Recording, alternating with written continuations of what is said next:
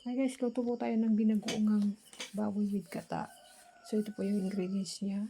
May sili siya, may gata, may kamatis, sibuyas, bawang, at yung ginamos na ginisa. Ihalo natin dyan para masarap. Ayan, gigisa na po tayo ng bawang, sibuyas. Gisa muna natin guys. Ayan, gisa-gisa muna tayo. Madali lang naman magluto guys eh. Panoorin nyo lang. Tapos tignan nyo lang yung ingredients niya. Dali lang yan lutuin. Baka simple lang lutuin guys. So for today is baboy naman tayo ngayon. Yung nakaraan, gulay, ngayon baboy naman. So yan guys, gisa-gisa muna natin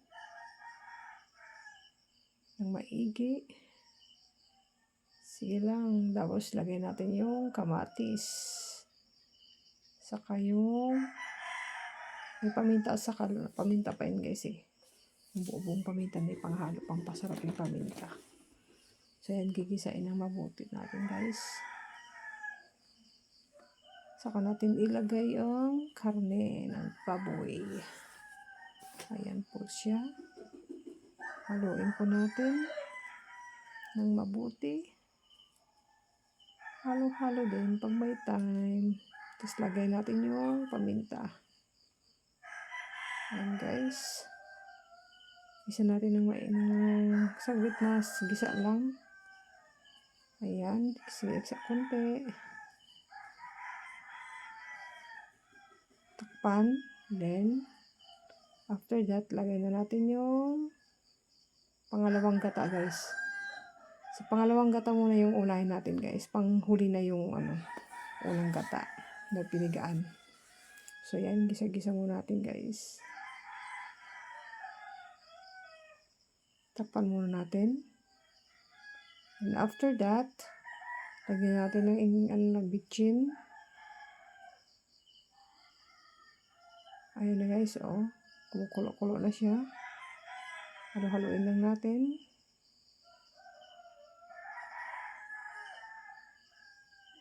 Ayan na. Oops, mamaya na yung sili guys. Abang-abang lang yun tayo ng sili. Ayan. Sarap na. Amoy pa lang, ulam na. Grabe ang ihinong mga manok. Ayan guys, halo-haloin na natin. Takpan muna natin. After that, balik ulit. Silipin natin guys. Lagyan natin ng ginamos. Yung lisang yung ginamos yan. Sarap yan, ginamos. Pampalasa yan guys. Yung ginamos na yan. Kompleto ricado na yan. Salty at sweet ang magsama niyan.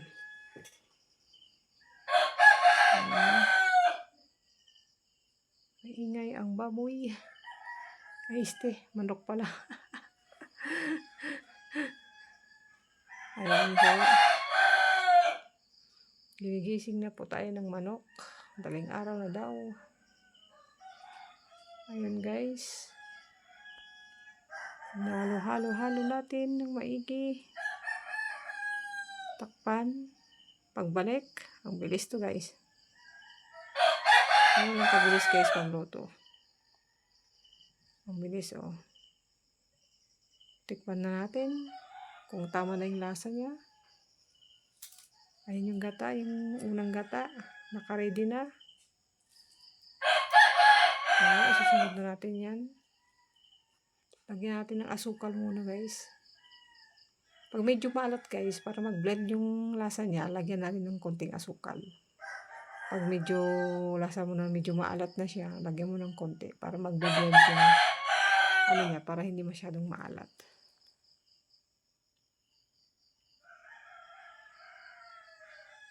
Ayan. Sarap na. Yummy, yummy. Pwede pang ganito na. Yan guys, pwede yung gawing luto niyo sa bahay. Mas mainam pag sa bahay kayo magluto ng ganyan. Mas makatipid kayo kaysa bumili kayo sa labas. Ayan, lipat na natin sa kahoy muna guys kasi ang karne medyo matagal lutuin para makatipid tayo ng gas. Lipat natin dito sa kahoy. Sinagisa na doon sa stove. Ayan, halo-haluin. Halo-halo ka. Ayan, lagyan na natin guys ang unang piga na iniwalay. Masarap na yun guys. Halo-haluin na lang natin pagkatapos. Ayan na, sarap. Ang gata. Masustansya.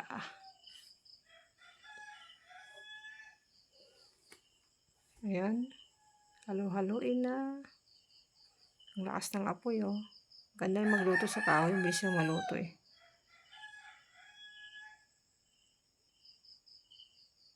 Ayan. Lutuin na natin siya. Ang maigi. Ayan. Antayin natin lumambot yung karne.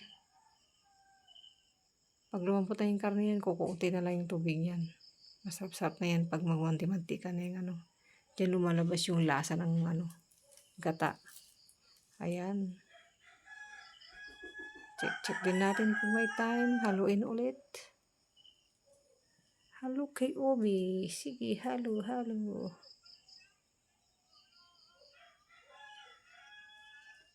May sounds pa tayo mahina.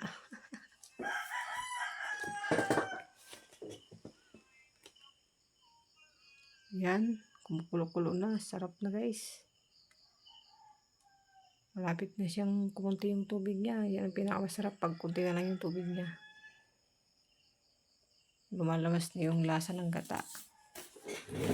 Yan guys. Masarap pagluto sa kahoy guys. Madali lang magluto yung karne. Yan guys. Ayan na. Malapit na maluto guys. Ang binagoong baboy with gata na may sili.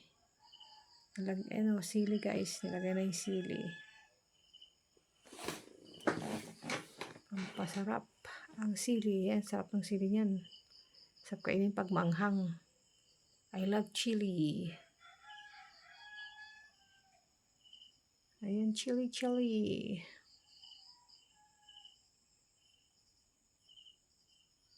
Ayan guys, malapit na. Kumukunti na yung tubig niya. Lapit ng maluto. Masarap ng itsura guys, oh. Kitang-kita mo yung gata niya, oh. Yummy. Kakagutoms. Gutom na ba kayo guys? Gusto rin kayo na ganito. Ayan. Para may idea kayo guys kung paano lutuin ito. So, panoorin nyo guys.